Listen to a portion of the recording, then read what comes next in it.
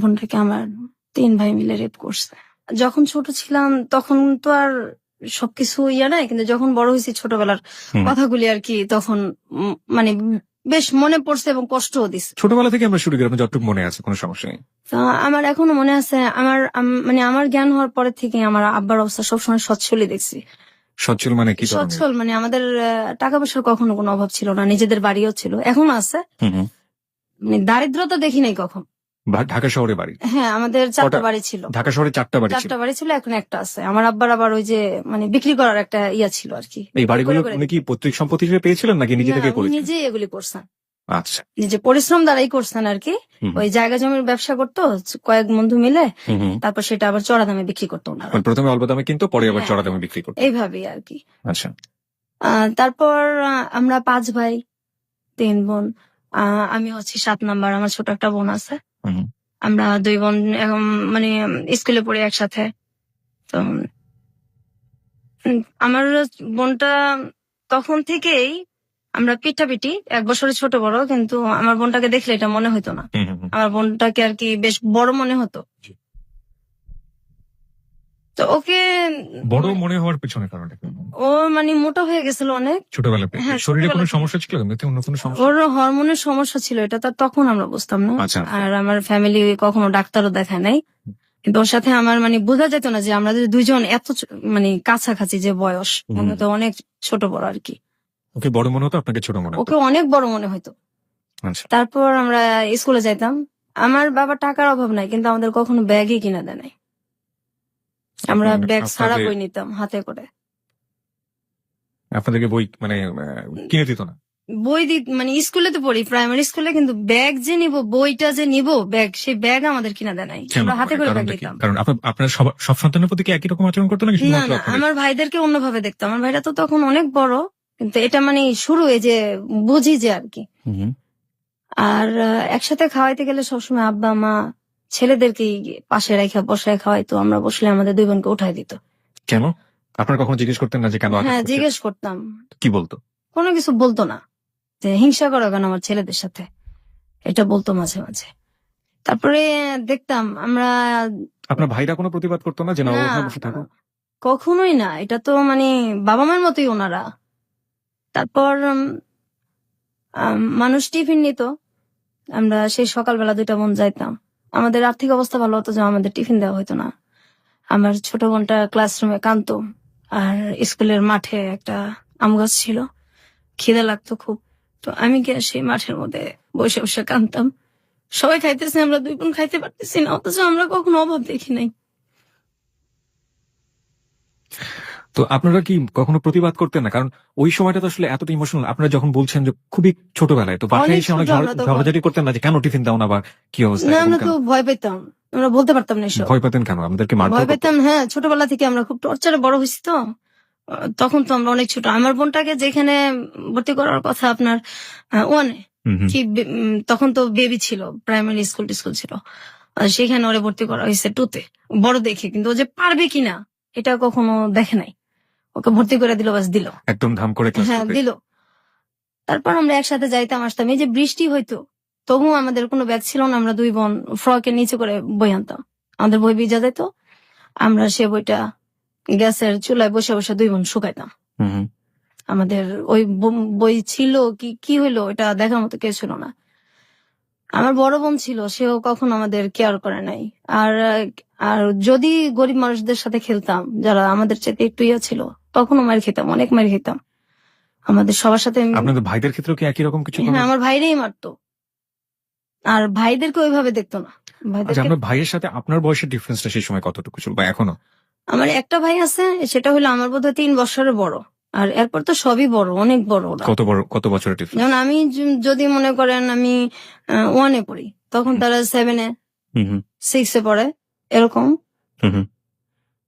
আচ্ছা, যাই আমরা আরো সামনের দিকে, গল্পের সামনের দিকে যাই। তো যখন এই মারধর গুলো করতো, আপনারা বাবা কিংবা মাকে নিশ্চয়ই বলতেন? ওনাদের সামনেই মারতো, সামনে তো একসাথেই তো, সামনেই মারতো, কখনো কিছু বলতো না। মারার জন্য কোনো কারণ? না, এই যে খেলতেছি গরিবদের সাথে মারতেছে, বা এই সারাক্ষণ তো মানে এটা করো ওইটা করো, আমাদের 2 সেকেন্ডের জন্য দুইটা বোনরা আমাদের মানে বসতে দিত না। হুম হুম। সারাক্ষণ এটা করো, আর সুযোগ পেলেই আমার ঘাট টিপে দাও, পা টিপে দাও, হাত টিপে দাও, এগুলি চলতো। কি ভাই বলতো যে আমার ভাই ঘাট টিপে বলতো, দাও? হ্যাঁ। আচ্ছা, এটা কি স্পেসিফিকলি কোনো ভাই বলতো নাকি সবাই এরকম? বিশেষ করে এই একজনই বলতো আর কি বেশি, তারপর সবাই ভাবেই ডাকতো আর কি। হুম হুম। এটা একটা উছিলা ছিল, আর একজন সারাক্ষণই এটা করতো। তারপর আম, আমি যখন ক্লাস 2-তে পড়ি, আমি খেলতে যাইতাম, কিন্তু আমার বোনটা যাইতো না। ওর উপরটা যে তখন মানে কি গেছে, ও তো আমার চাইতে একটু ছোট। আমি হ্যাঁ 3-তে উঠছি, 2-তে না 3-তে উঠছি। তা আমার বোনটাকে আমি কখনো খেলতে নিতে পারতাম না। আম, আমি কেন নিতে পারতেন না? আমি মানে ও যাইতো না, আর খুব কথাও কম বলতো, অনেক কথা কম বলতো। এমনি চুপচাপ, কিন্তু হঠাৎ করে খুব চুপচাপ হয়ে গেছে। আমরা দুইটা বোন একসাথে শুই, একসাথে বড় হয়েছি আমরা, কিন্তু ওই সময়টা আমার মনে পড়ে এখনো যে ওরে আমি বাইরে হঠাৎ করে নিতে পারতাম না। আপনার ভাই বোন কি একই সাথে খেলাধুলা করেছেন কখনো? না না, আমি আর আমার এই ছোট বোনটা একসাথেই থাকতাম, একসাথেই খেলতাম আমরা দুজন পিঠাপিঠি। তারপর আমি খেলতে যাইতাম, আমার বোনটা দূরে থেকে দেখতো, কিন্তু ও যাইতো না, ওরে আমি নিতে পারতাম না। জিজ্ঞাসা করলে কিছু বলতো না। পরে এক সময় আমি বুঝতে পারি আমার বোনটাকে আমার 3 ভাই মিলে রেপ করছে। ওকে, আপনি এটা বুঝলেন, আপনি মানে কখন কিভাবে আপনি এটা বুঝলেন এবং কত বছর বয়স তখন আপনার? আমি তখন ক্লাস 3-তে পড়ি, 4-এ পড়ি। তখন তো কোনো মেয়ের একটা রেপ সম্পর্কে আইডিয়া থাকা উচিত না বা জানেই না। আপনি তো পরবর্তীতে বড় হয়ে এটার জিনিসটাকে বড় মূল্যায়ন হয়ে তো করেছেন, জিনিসটা আমি জানতাম। কিন্তু আপনি তখন কি দেখলেন আসলে? আমার বোন চুপচাপ হয়ে গেছে, আর শুধু বলতো যে আমার ওই জায়গাটা ব্যথা করে। এটাও আমাকে শরীরের বলতো, একটা, আচ্ছা ঠিক আছে। আমার এই জায়গাটা ব্যথা করে। তো আমি তো এই জিনিসটা বুঝতাম না, তো বড় হওয়ার পরে বুঝতে পারছি। তো আপনি তাকে জিজ্ঞেস করেছিলেন যে কে এই কাজটা করেছে? হ্যাঁ, ও এটা আমাকে বলছে। আপনি তখন কি করলেন এটা জানার পর? এটা জানার পর আমি আমার বড় বোনকে বলছি। বড় বোন কি বলল? বিশ্বাস করে নাই, কোনো পাত্তা দেয় নাই কেউ ফ্যামিলিতে। এবং পরবর্তীতে এগুলির শিকার আমিও হয়েছি। এইভাবে আমার বোনটা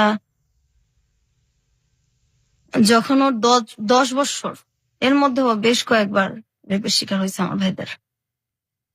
এটা ও কি করতো এই এই এই ধরনের ঘটনা ঘটার পরে? আপনি আপনার পরিবারকে বলেননি, আপনি বড় বোনকে বলার পরে আপনি আপনার বাবা মাকে বলেননি? তখন তো আমিও ছোট, জিনিসগুলো তো আমি বড় হওয়ার পরে মানে বেশি বুঝতে পারছি, আমিও তো তখন ছোট। একবার আমি মানে আমার বাবা মাকে বলছি জিনিসটা, আমি নিজেও বুঝি না, যতটুকু বুঝছি আর কি। তো বলছে তোমাদের জন্য কি আমার ছেলে বের করে দেবো, আমার ছেলেদের সাথে হিংসা করো, এই জন্য এরকম কথা বলো, আজে বাজে কথা বানায় বলো।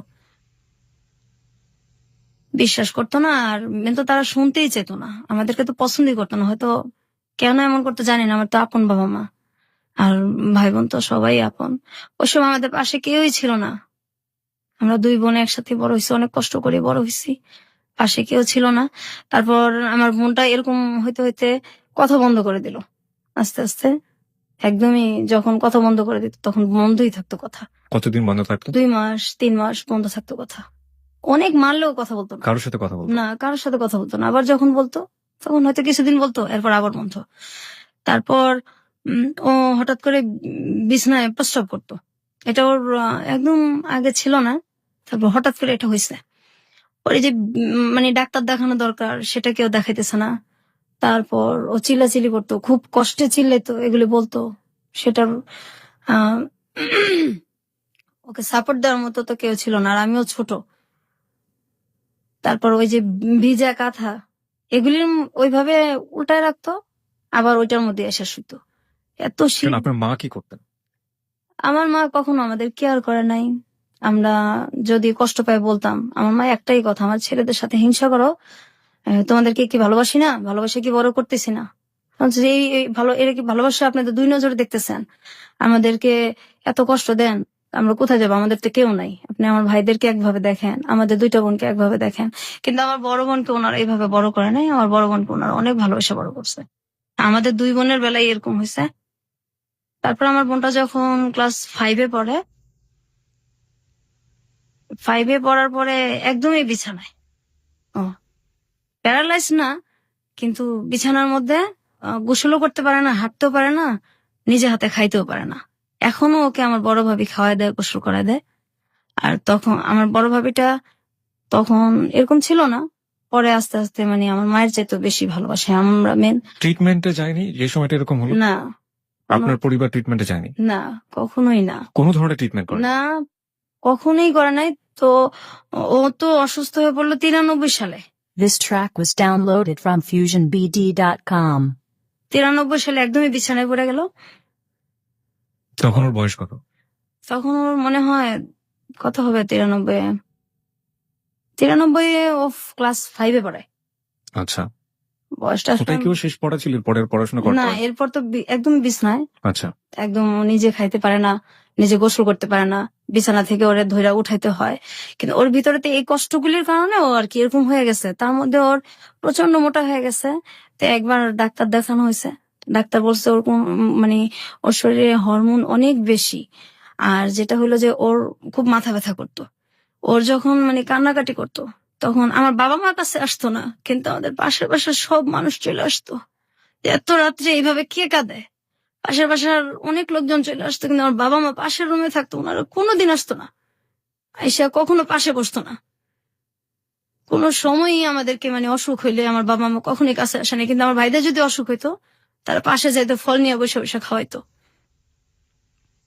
তারপর আমার বোনটা যখন একদম পড়ে যায় অসুস্থ অবস্থায়, তখন আমার এই ভাবি ওরে এই শুরু করে টানা আর কি। আমার ভাবিটা এমন দিন গেছে যে আমার মানে দুধ জাল দিচ্ছে, ছেলেদেরকে খাওয়াইতো, আমার মা বাবা খাইতো, কিন্তু আমাদের দুই বোনকে কখনোই দিত না।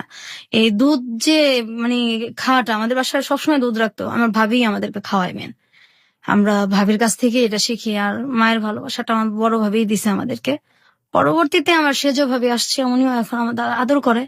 কিন্তু আমার বোনটা এখন অসুস্থ। আমার বাবা আমার বোনটার কখনোই চিকিৎসার কথা বলে খুব রাগারাগি করে। একবার কিভাবে যেন অনেক ঝগড়ার পর আমার বোনটাকে ডাক্তার দেখানো হয়েছে। তো ওই যে ডাক্তার উনি বললো যে হরমোন বেশি, এটা ট্রিটমেন্ট আমি করব। আর ওর সিটি স্ক্যান করা হয়েছে, ওর মাথায় কোনো সমস্যা নাই, ওর মেন হলো তোমার মানসিক ডাক্তার দেখাইতে হবে।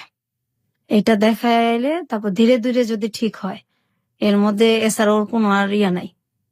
তো চিকিৎসাটা মনে হয় 2-3 বছর চলছে। তারপর আমার এক ভাই বলছে না, ওকে পাগল নাকি, ওর মানসিক ডাক্তার দেখানো লাগবে। তারপর এই কথা বলার পর ওর চিকিৎসা বন্ধ হয়ে গেছে। আমার আব্বা ওকে আর কোনোদিন ডাক্তার দেখা নাই।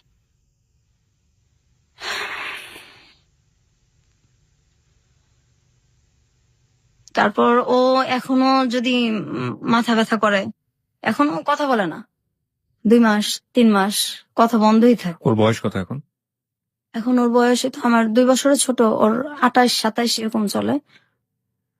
ঈদ আসলে নতুন কাপড় ওরে দেওয়া যায় না। পড়ে না?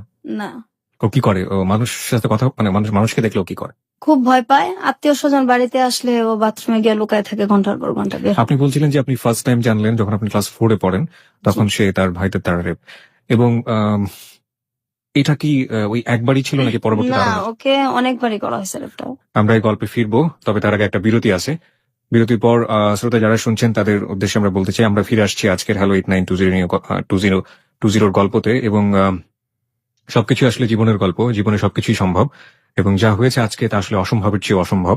এই অসম্ভব গল্প আপনাকে শেষ পর্যন্ত আমরা বলতে চাই, এবং বলার পর এটা আসলে একটা মেসেজ। আমাদের পরিবারে নারীরা কিভাবে নির্যাতিত হন নিজের মানুষের দ্বারা, নিজের একেবারে রক্তের সম্পর্কের মানুষের দ্বারা, সেখানেও যে আসলে নারীরা অনেক সময় নিরাপদ না, সেটাই আমরা আজকের গল্পে তুলে ধরার চেষ্টা করছি।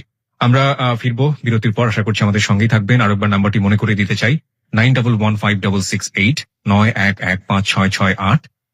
এটা হচ্ছে আমাদের নাম্বার। এখানে ফোন করতে পারেন আপনি। ফোন করার পর আপনি আপনার নাম এবং সেল নাম্বারটি বলবেন, তারপর আপনার যা বলার আছে আপনি বলবেন। এছাড়া ফেসবুকে আমাদের একটি পেজ রয়েছে, সেখানেও আপনি যোগ দিতে পারেন, আপনার অভিমত জানাতে পারেন। ফেসবুক পেজটি হচ্ছে facebook.com/hello8920। হ্যালো বানানে ডাব্লিউ নেই।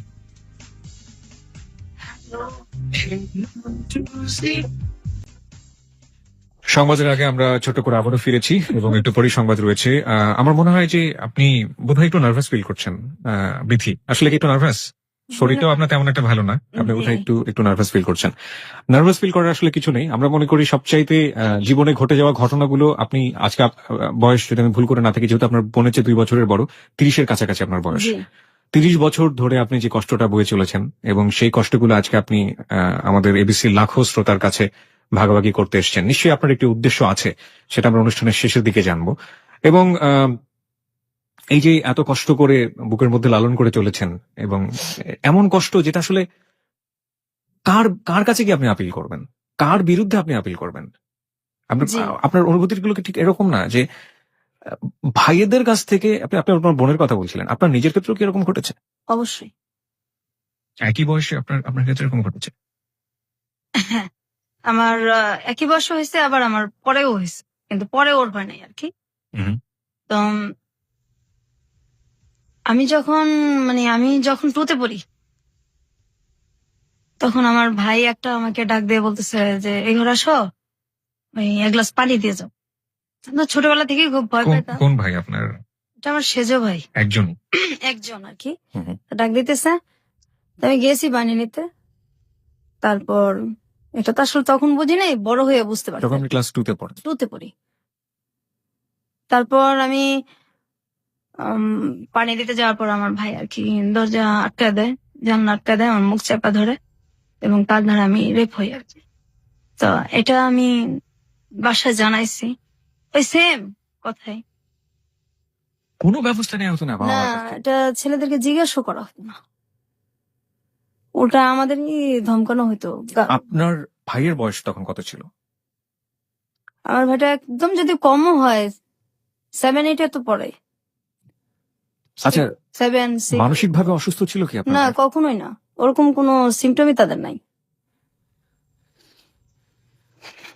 এমনি পাড়ার লোকজন, আপনারা যে পাড়ায় বসবাস করতেন, তারা আপনার ভাইদেরকে কিভাবে চিনতো, মানে কেমন মানুষ হিসেবে চিনতো? আসলে আমাদেরকে তো বাহিরে কম যাইতে দিত, খেলতেও কম দিত। আপনাদের দুই বোনকেই? হ্যাঁ, খেলতেও কম দিত, বাইরে যাইতে দিত কম। তারপর আমি যখন এরকম হয়েছি, হওয়ার পরে আমি কিছুদিন স্কুল যেতে পারি নাই। তো আমি খুব কান্নাকাটি করতেছি, মানে আমি কি বলবো, কাকে বলবো, তা আমি বাসাতে বলছি, এই কথা শুনছি, স্কুল যাইতে পারি নাই। এই যে যাই নাই, এর জন্য অনেক মারধর করা হয়েছে আমার। আমি স্কুল কেন যাই নাই, আমাদের যদি একটু খারাপ লাগতো আমরা স্কুল বন্ধ দিতে পারতাম না। তারপর আমার বোন যদি পড়তে না চাইতো, যে একদিন খারাপ লাগতেছে, পড়তে পারতেছে না, ওরে মানে ফ্ল্যাটের ওই মাথা থেকে একদম এই মাথা পর্যন্ত আমাদের মানে পড়ার ঘরটা চুলের টাইনা টাইনা তারপর হেঁচড়ে নিয়ে আসা কে হয়েছে। করতো এটা? এটা আমার মেজো ভাই করতো, এটা আমাদের স্যারের সামনেই করতো। আচ্ছা, আমরা গল্পের বাকিগুলো শুনতে চাই সংবাদের পর। রাত 12টার সংবাদের পর আমরা আসলে এই গল্পের শাখা প্রশাখা সবগুলোই জানার চেষ্টা করবো। আশা করছি আমাদের সঙ্গেই থাকবেন। সংবাদ পর্যন্ত অপেক্ষা করুন, তারপরে গল্পের মূল জায়গাগুলোতে আমরা যাব। হ্যালো 8920, আপনি শুনছেন এবিসি রেডিও FM 89.2। আশা করছি সাথেই থাকবেন।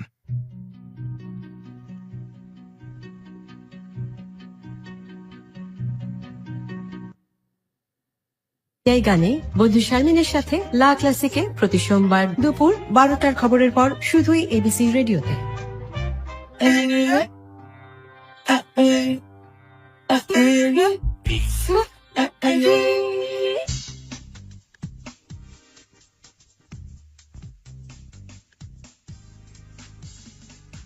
Hello, 8920. Hello, 8920.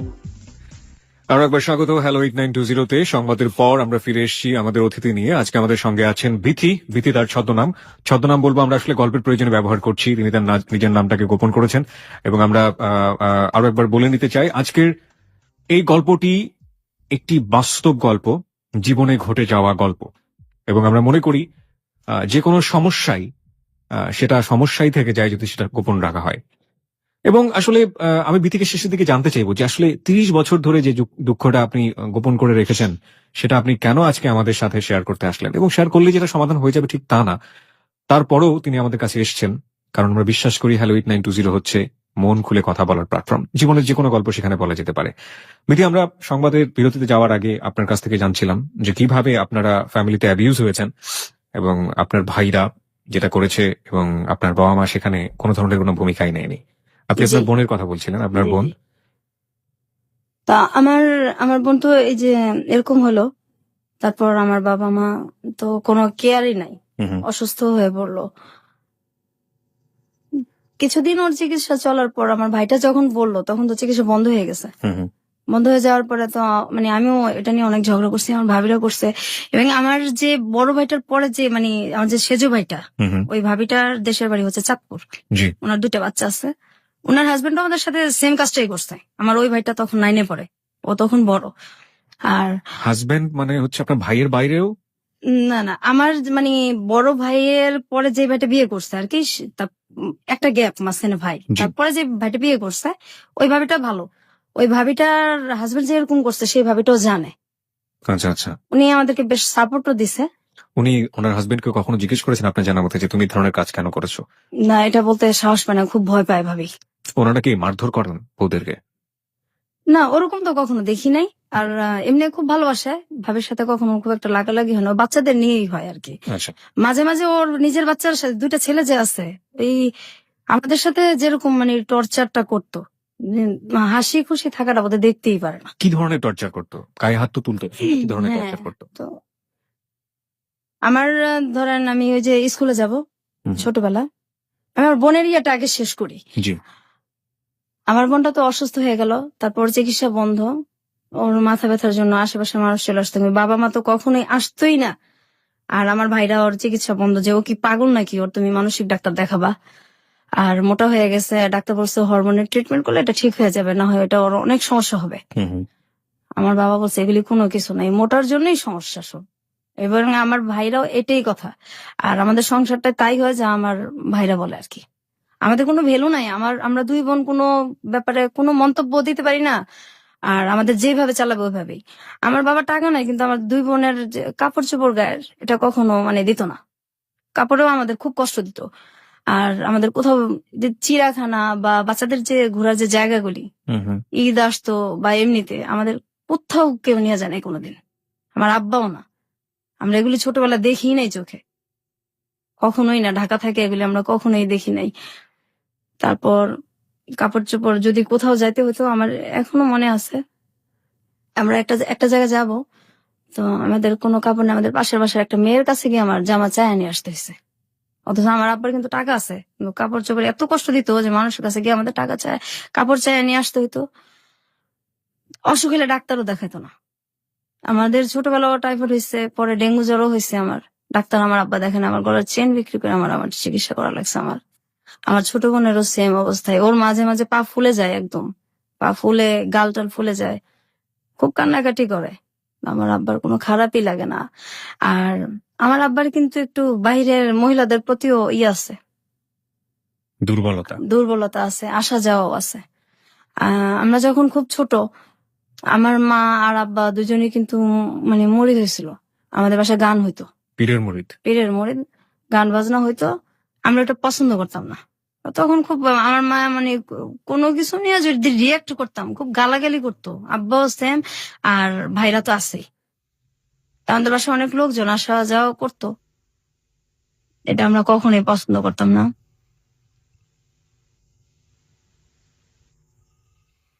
খুব বেশি ইমোশনাল হয়ে গেলে আপনি গল্পের সামনের দিকে যেতে পারবেন, এবং আমি যতদূর জানি যে আপনি শারীরিকভাবে অসুস্থ, সুতরাং আমার মনে হয় একটু কন্ট্রোল করে আপনাকে বলতে হবে।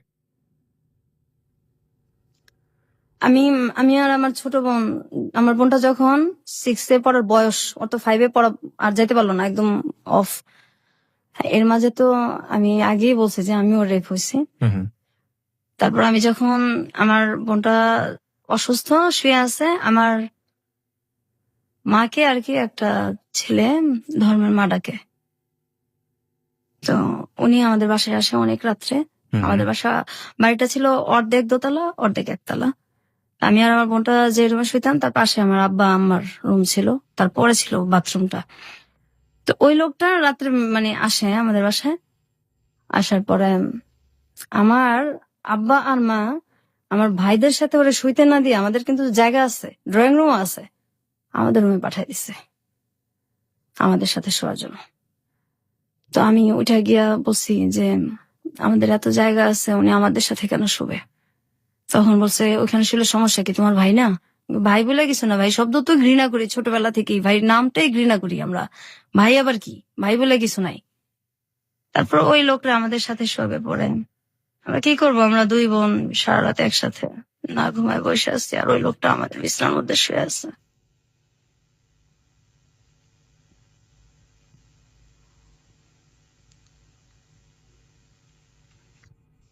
ওকে, আমরা একটু সামনের দিকে যাই। তারপর আমি কিবরিয়া ভাই যখন মানে ঘুমায় থাকতাম, আমরা আমরা দুই বোন মানে এখনো দিনের বেলা ঘুমাই না, কখনো দিনে ঘুমাই না। ওই পায়ের শব্দ মনে হয় যে এখনো কানে বাজে। যখন ঘুমায় থাকতাম আমার ভাইরা ঘুমন্ত অবস্থায় এসে গায়ে হাত দিত।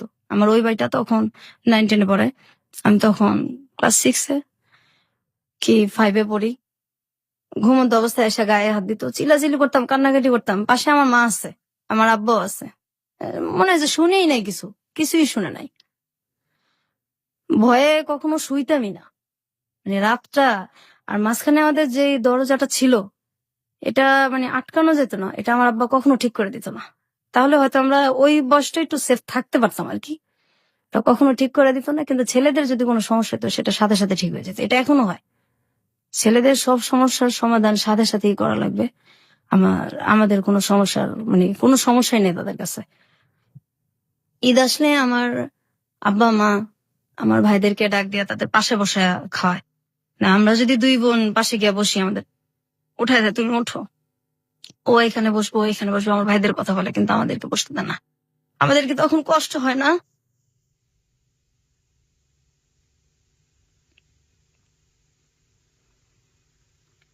আমি সবসময় বলতাম যে আমরা কি মানে আপনাদের সন্তান না?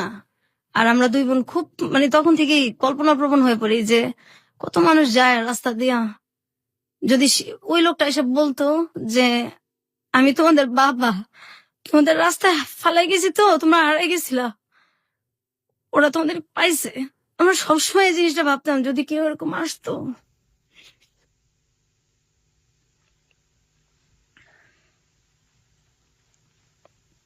আমি যখন ক্লাস 5 পড়ি, আমি স্কুল থেকে আসলাম, আমার তখন রেজাল্ট বের হয়েছে।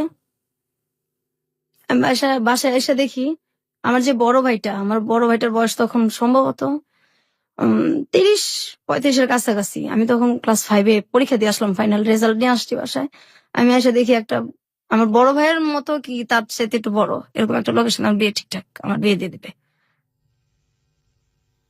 মানে আমি তো খুব কান্নাকাটি করতেছি, আমার ছোট বোন, আমরা অনেক কান্নাকাটি করতেছি। আমার দুইটা মামাতো ভাই, ওরা বলতেছে এটা কেমন কথা, এত বয়স্ক লোকের সাথে আর ও পড়ে, কিসের অভাবটা কি যে ওরা বিয়ে দিয়ে দিবে। আমি আমার বাবার পায়ে ধরে কান্নাকাটি করছি, আমার বিয়ে দেন না, আমার পড়ান, আমি যখন বড় হব আমি আমার পড়ার খরচ গুলি আপনার আমি দিয়ে দিব, তো আমার বিয়ে দেন, আমি পড়তে চাই।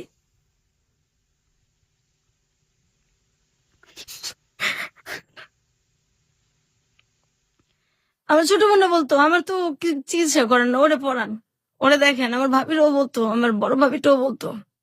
আমার আব্বা মা কারো কথা শুনতো না। তারপর ওই বিয়েটা আমার মামাতো ভাই, আমি, আমার ছোট বোন, আমরা মিলা এটারে মানে ওই লোকটাকে বাড়ি থেকে তাড়াই আর কি, অনেক অপমান করে যতটুকু ওই বয়সে কুলাইছে। আর এই জন্য আমার যে ভাইটা বেশি টর্চার আমাদেরকে করছে, ওই ভাইটা আমাদেরকে অনেক মারছে ওদিন রাত্রে। আমি স্কুলেও 4-5 দিন যাইতে পারি নাই, আমার এত জ্বর আসছে। কেন আমি এটা কেন করলাম? বিয়ে দিলে দিবে, আমি এটা বলার কে?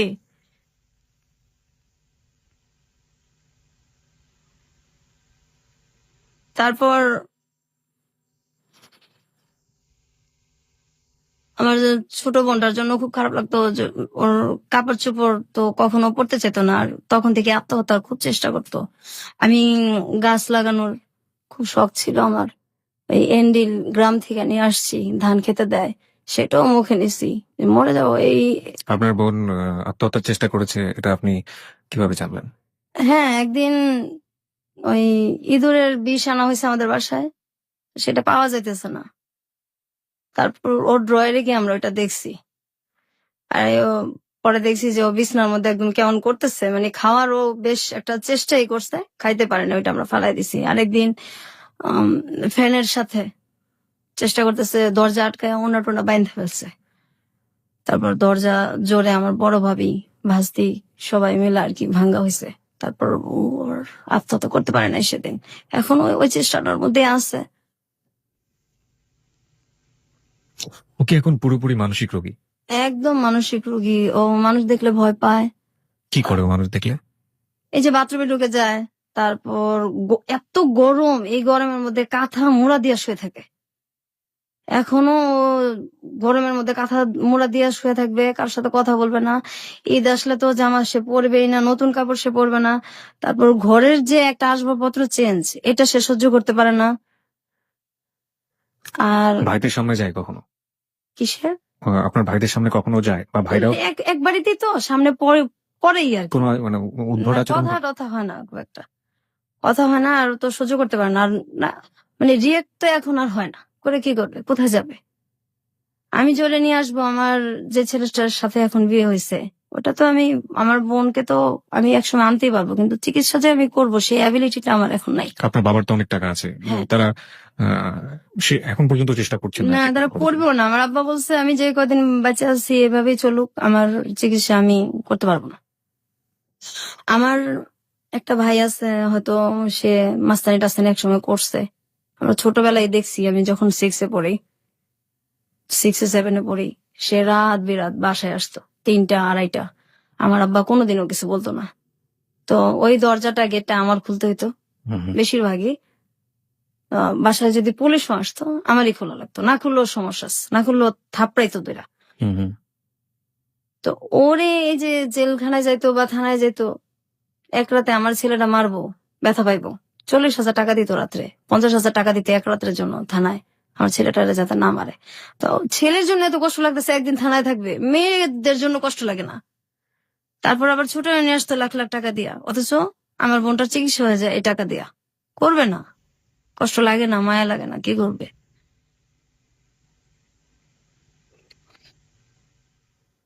আমার মাও এরকমই ছিল, মা বাবা দুইজনই ছেলেদের প্রতি দুর্বল। আপনি আম, সর্বশেষ এই দুর্ঘটনার শিকার হয়েছেন কত হ্যাঁ, বছর আমি বয়সে? তখন ক্লাস 8-এ পড়ি। ক্লাস 8 পর্যন্ত আপনাকে এই এই এই দুর্ঘটনা সহ্য করতে হয়েছে। আপনার মা তখন বেঁচে ছিলেন? হ্যাঁ, আমার মা মারা গেছে এই যে 4 বছর হয়েছে। ক্লাস 8-এ যখন আপনার লাস্ট এই ঘটনাটা ঘটলো, আপনি আপনার মাকে বলেছেন? হ্যাঁ, বলছি। মা কি বলেছিল? তুমি মিথ্যা কথা বলো, সারা জীবন আমার এই ছেলে নামে এসব বদনাম করো, ওকে বেশি ভালোবাসি, সহ্য করতে পারো না, এগুলো কি বলো? তারপর আমার আব্বার ওইখানে গেছে, আমি তো কাঁদতেছি। তারপর গেছে, যাওয়ার পরে একটু পরে দেখি আমার আব্বাও খুব চিল্লাচিল্লি করতেছে। কি আমি কি এই 2 মেয়ের জন্য কি এসব কথা কয়? আমার 2 মেয়ের জন্য কি আমি আমার ছেলেদেরকে বাসা থেকে বাইর করে দিব নাকি? আপনার বাড়ির আশেপাশের লোকজন জানতো না এই ধরনের ঘটনাগুলো ঘটে? না। আপনার কখনো মনে হয়নি আপনি পুলিশে যাবেন, পুলিশে গিয়ে বলবেন? হ্যাঁ, এরকম মনে হইতো, কিন্তু যখন মনে হইতো যে বললাম ঠিক আছে ধরে নিল, বের হবে, বের হয়ে আমাকে যখন কিছু করবে, তখন আমি কোথায় যাব? আমার তো যাওয়ার জায়গা নেই, আমি যাব কোথায়? আমার বাবা মাই তো আমার নাই, তো আমি এখানে কোথায় যাব? কোনো জায়গায় তো নেই যাওয়ার। তারা মাঝে মাঝে বলতাম আমাদেরকে মাইরা ফেলেন বিষ খাওয়া। ধরেন আমি রেডি হইতেছি স্কুলে যাব, ওই সময় আমার ভাইটাকে বলতেছে, ম্যাক্সিমামই কি করতো আমাদেরকে, যেগুলো আমরা ছবিতে দেখি, ওই আমার হাত টিপা দাও, পা টিপা দাও, মাথাটা টিপা দাও। তো যাইতে যাইতাম না। আমার মাই বলতো, এই ডাক্তারছে যাস না কে, বড় ভাইটাকে যাস না কে, যাইতে যাইতাম না। তখন রাগারাগ করতাম, কিন্তু লাভ হইতো না, মারি খেতাম, অনেক ভয়ে চলে যেতাম। তারপরে একদিন এরকম হয়েছে, স্কুলে যাব, ওই সময় আমার ভাই, আমি ড্রেস পরা, আর মাত্র 8 ঘন্টা আছে আমার স্কুলের সময়, তখন ডাক দিয়া বলতেছে এই হাত পাত। তো আমি হাত পাইতে দাঁড়াই আছি। তারপর আমার ভাই কমলা খাইতেছে আর খুশাগুলি আমার হাতে দিতেছে। আমি তো দাঁড়ায় দিছি যে দেরি হইলে ওদিকে ম্যাডামের মার খাবো স্কুলে, আর কিছু বলতেও পারতেছি না। এটা আমার মা তখন পাশেই, আমার ভাইয়ের পাশেই আমার মা খাটে বসে আছে। আমি বলতেছি আমি কি স্কুলে যাবো না?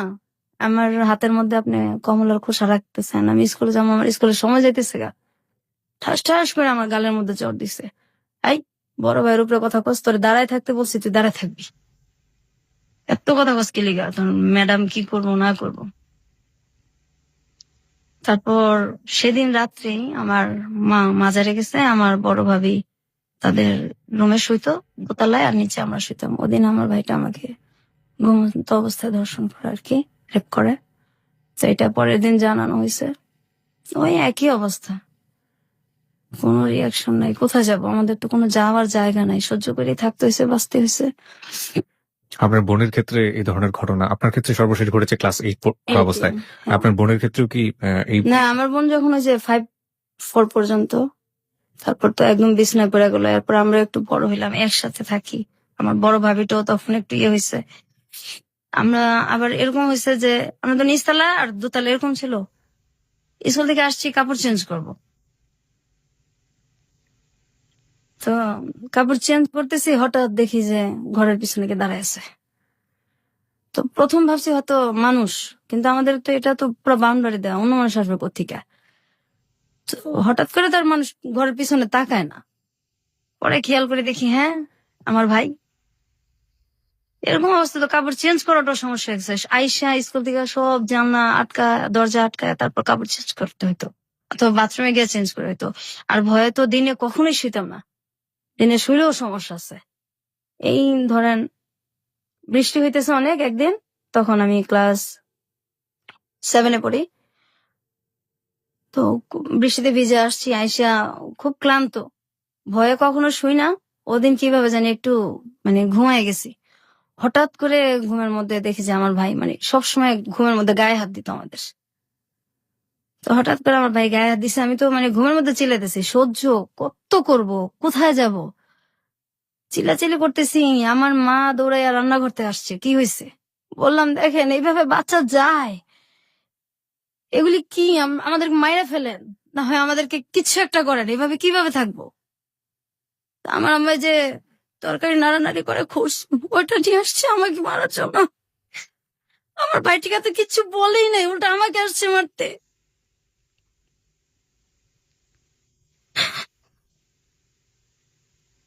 This track was downloaded from FusionBD.com.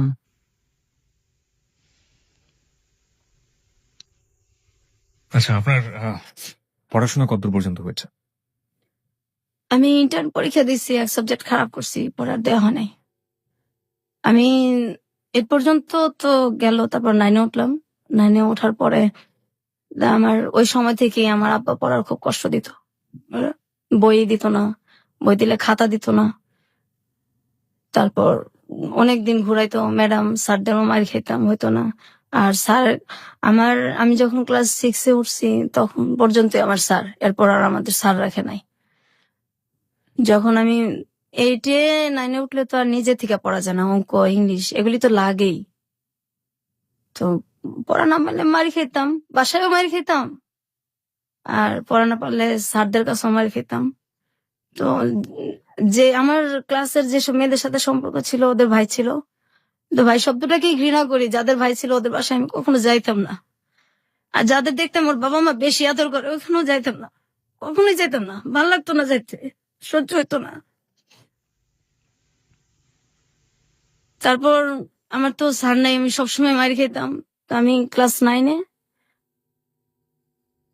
আমার অঙ্ক খারাপ হয়েছে, ওই মেয়েদের কাছ থেকে দেখে দেখে এইভাবে ভেবে পরীক্ষা দিছি। অঙ্ক যখন খারাপ হয়েছে তখন আমি বাসায় আসছি, যে ম্যাডাম বলছে গার্জিয়ানদের সিগনেচার নিলে উঠাই দিবে, আমার অন্য সাবজেক্ট গুলি খুব ভালো, তা আমাকে উঠাবে না। গার্জিয়ান সিগনেচার না করলে ম্যাডামও তো উঠাই দিবে না দরখাস্ত। ম্যাডাম বলছে তুমি দরখাস্ত দাও, উঠাই দেব। তো 5-6 দিন হয়ে গেছে, তারপর ম্যাডাম আমাকে বলতেছে যে সবাই ইয়ে হয়ে গেছে, ভর্তি হয়ে যেতেছে, তো তোমার তো সব মার্ক ভালো, শুধু এটার জন্য তুমি আনলো না তোমার গার্জিয়ানের সিগনেচার দিয়া দরখাস্তটা। পরে বলছি ম্যাডাম আমাকে তো আমার বাসা থেকে বলা হয়েছে যে আমাকে মানে ওঠাবে না, আমাকে এই ক্লাসে রাখবে। তখন ম্যাডাম বলছে কেন, তোমার সবগুলি ইয়া ভালো, আমি যেখানে ক্লাস টিচার হয়ে বলতেছি সেখানে তোমার গার্জিয়ান কি, তো দাও আমি সিগনেচার হয়ে তোমার গার্জিয়ান হয়ে আমি তোমাকে উঠাই দেবো। তারপর ম্যাডাম, আমি তো আর বুঝতে পারি না, আমি খুব খুশি হয়ে আর কি ম্যাডামের সিগনেচার দেওয়া, তারপর আমাকে উঠায় দেওয়া হয়। তো আমি পরের দিন এসে আমার আব্বাকে বলি আর কি যে আমার নতুন বইটি লাগবে, আমার উঠাই দিছে ম্যাডাম। এই কথাটা শোনার পর আমার যে বেটা মানে বেশি টর্চার করছে আমাদের, ও এসে ঠাস ঠাস করে আমার গালের মধ্যে চড় দিছে। এত পণ্ডিত কেন, আমি উঠাবো না। ম্যাডাম তোরে বলবো কেন, আর ম্যাডাম বললে তুই উঠাবে কেন, তুই কস নাই আমার কথা। হ্যাঁ বলছি তো, আমি উঠবো না কেন, আমার তো সবগুলিতে রেজাল্ট ভালো। আগে কিবরিয়া ভাই এত মারা মারছে, আমি মনে 10-12 দিন আমার জ্বর ছিল। আমার আব্বা কিচ্ছু বলে নাই, মাও কিছু বলে নাই, আর বলার তার কেউ নাই। তারপর তো স্কুলে গেছি আসছি, তো ওই এক সাবজেক্ট আমার সবসময় খারাপ হতো। আমি যখন পরীক্ষা দিব তখন 99 সাল, আমার সাথে সবাই পরীক্ষা দিতেছে। আমাকে দেওয়া হবে না পরীক্ষা, যে এটারে পরীক্ষা দেওয়া না, এটা 1 বছর ঠিকই রাখবো, এটার পরীক্ষা দেওয়াবো না। আমি অনেক কান্নাকাটি করছি, পরীক্ষা দেওয়াবো না। তখন 2000 সালে আম, আমার যেটা বড়, ও বলতেছে না, পরীক্ষা না দেওয়ালে কিভাবে হইব, সবাই দিতেছে। ও বলতেছে যে এখন তো সময় নাই, ওটা মানে রেজিস্ট্রেশন হয়ে গেছে। তো ও আমার বলছে, দেখেন যেভাবেই হোক আমি পরীক্ষা দেবো, আমি পড়বো। তারপর আমার তো ম্যাট্রিকের সব বই আছে, আমি পড়তেছি। হঠাৎ করে যখন ওই রেজিস্ট্রেশন মানে আমার করতে হবে, তখন আমি গেছি। যার পর আমি গিয়া দেখি যে এটা একটা মাদ্রাসা। কারণ আমি তো আরবি কিছু পারি না। তা আমি বলছি, আপনি ঠিক করলেন এসএসসি আর এখানে তো দেখি আমি মাদ্রাসা, এখন আমি কিভাবে পরীক্ষা দিব? বলছে, না এইভাবেই দিতে হবে। আমি এইভাবে কিভাবে দিব, আমি তো ফেলই করব, আমি এগুলি কিছুই পারি না, আমি কিভাবে দিব? তারপরও আমি যে যদি না দেই আমাকে তো আর দেওয়া হবে না, আমি সাহস করে আমি পরীক্ষা দিছি। তো কিভাবে দিছি, আমি যেখান থেকে পরীক্ষা দিছি মুন্সিগঞ্জ থেকে, ওইখানে আমি আর্থিক অবস্থা দেখছি যে সবকিছু যারা আসছে এদের মধ্যে আমার মানে মোটামুটি আমি সচ্ছল আর কি সবচেয়ে। তো সবার এরকম অবস্থা ছিল যে আমি সবচেয়ে গরিব, কারণ আমার আব্বা তো কাপড় চোপড় দিত না আমাদের। তা আমার 2-3টা জামা নিয়ে গেছিলাম আর 1 জোড়া শুধু জুতা নিয়ে গেছিলাম। তো সেই জুতাটা ছিঁড়া যায় আর এটা আমি ঠিক করতে পারি না। তা আমার একটা ভাই একদিন যেটা আমাকে পরীক্ষাটা দেওয়াইলো, ওরে আমি বলছি, আপনার কাছে টাকা আছে, আমার একজন স্যান্ডেল কিনে দেন, আর পরীক্ষা দেওয়ার সমস্যা হবে। তখন আমার 3টা পরীক্ষা হয়েছে। আচ্ছা না, এইভাবেই দিতে হইব, এই সিরাটা পরে পরে ল্যাংড়া ল্যাংড়া যাবি পরীক্ষা দিতে, আর টাকা দিতে পারবো না। আব্বা আমার কাছে টাকা দিছে, এগুলি তোর স্যান্ডেল কিনা দেওয়ার জন্য দেয় নাই। এখন আমি কি করবো, আমার তো স্যান্ডেল নাই। আমি স্যান্ডেল রাইখা আমি খালি পেয়ে গেছি পরীক্ষা দিতে। ম্যাজিস্ট্রেট আমাকে বলতেছে যে তুমি খালি পেয়ে আসছো কেন, যে ফকির সেও তো স্যান্ডেল পরে আসে, পরীক্ষা দিতে আসছো, ভদ্রতা জানো না? ওরা বলছে, স্যার আমি তো মানে আমার স্যান্ডেল তো ছিঁড়ে গেছে, এর জন্য তো আমি স্যান্ডেল পরে আসতে পারিনি। তো পরীক্ষাটা আমি দিছি, পরের দিনও আমি সেম ভাবেই গেছি। তখন ম্যাজিস্ট্রেট আমার সাথে খুব খারাপ ব্যবহার করছে, যে এটা কি তুমি স্যান্ডেল পরে আসবা না, পরীক্ষা দিতে আসছো, এটা কোনো কথা হইলো? আমি খুব কান্নাকাটি করছি। তারপর আমি অন্য মানুষের কাছে চাইয়া, তারপর মানুষের কাছ থেকে স্যান্ডেল চাইয়া নিয়ে আমি পরীক্ষা দিছি। আমার ওইখানে জামার অনেক কষ্ট করছে আমি। আমার বাসা থেকে কেউ যায় নাই, আর আমি একা, অজানা অচেনা একটা গ্রামে আমি একদম একা, কাউরে আমি চিনি না, শুধু পরীক্ষা দিয়ে যে বাসাটা থাকা এদের সাথে পরিচয় যে হয়েছে, আর কাউরে চিনি না, কিছু চিনি না আমি। তো আমার বাসা থেকে কেউ যায় না বিধায় গার্জিয়ান না গেলে তো কোথাও কারো ভ্যালুই থাকে না। 7 দিন একাধারে শুধু ডাল দিয়ে ভাত খাইছে, আমার অনেক কষ্ট হয়েছে। আমার গার্জিয়ান নাই দেখে ওরা যেখানে জুতা রাখতো তার পাশে আমার শুইতে দিছে, আমি সেখানে শুয়েছি, তবু আমি পরীক্ষা দিব। ওদের জুতার সাইডে আমি শুয়েছি, আর ওরা সবাই ঘাটে শুয়েছে। অন্য যেসব মেয়েদের গার্জিয়ান যেত ওদেরকে ভালো জায়গায় থাকতে দিচ্ছে, শুইতে দিচ্ছে। আমার গার্জিয়ান জানে আমার ভ্যালু নাই, আমার ওইখানে কেউ আমার দেখতে যায় নাই, কখনোই যায় নাই। ওদের স্যান্ডেলের জায়গায় আমি শুয়ে শুয়ে পরীক্ষা দিছি আর কাঁদছি। তারপর আমি পাশ করছি। আমি বলছি, আব্বা আমি কিন্তু পড়বো, আমার আপনি কষ্ট করে পড়াবেন, আমি পড়বো। এখন বলছে ঠিক আছে পড়ো। আমি খুব খুশি, কিন্তু আমার কলেজে ভর্তি করে না, কলেজে ভর্তি হওয়ার টাকাও দেয় না। আমি অনেক কষ্ট করে সব জায়গায় ভর্তির ডেট শেষ, অনেক কান্নাকাটি করে আমার আব্বুর কাছে, অনেক পায়ে ধইরা তারপর আমি ভর্তি হয়েছি। ভর্তি হওয়ার পর এখন আমার বই কিনা দেয় না, আমি বই ছাড়া কিভাবে পড়বো? তারপরে অনেক কষ্ট করে পড়তেছি, যখন সবাই চলে যেত, ছুটি হয়ে যেত, ক্লাস যার যার এক এক সময় এক একজনের ক্লাস শেষ, যখন পুরা কলেজটা ফাঁকা হয়ে যেত, তখন আমি লাইব্রেরিতে যাইতাম। লাইব্রেরির স্যারের হাত ধরে কাঁদতাম যে স্যার আমি খুব গরিব মানুষ, সব শেষ হয়ে গেলে আমার আপনি একটু নোট করতে দিবেন, আমার তো বই নেই। আমার তখন মাত্র 6টা বই ছিল। স্যার বাকি বইগুলো আমি প্রত্যেকদিন এসে নোট করে করে নিয়ে যাব, আমার আপনি একটু সময় দিবেন। স্যার বলছে ঠিক আছে তুমি নোট করে নিয়ে যাও। সবাই চলে যেত, তারপর আমি সন্ধ্যার সময় বাসায় আসতাম, এই নোট করে করে আমি পরীক্ষা দিছি।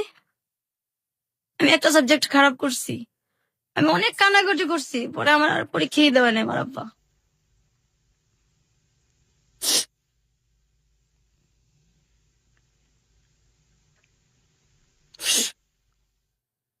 পৃথিবীতে সবচেয়ে মধুর সম্পর্কগুলো হচ্ছে প্রথমত রক্তের সম্পর্ক, কারণ বাবা, ভাই, মা, এই সম্পর্কগুলো আসলে এই সম্পর্কই এই সম্পর্কের ক্ষেত্রে কোনো কিছু চিন্তা করে না। কিন্তু আজকে যে ঘটনাটা আমরা শুনছি, আহ জীবন আসলে কখনো কখনো বোধহয় কোনো কোনো জায়গায় কোনো কিছুই কোনো নিয়মকেই ক্ষমা করে না। আসলে এই ঘটনাটা আসলে সেরকমই একটা ঘটনা।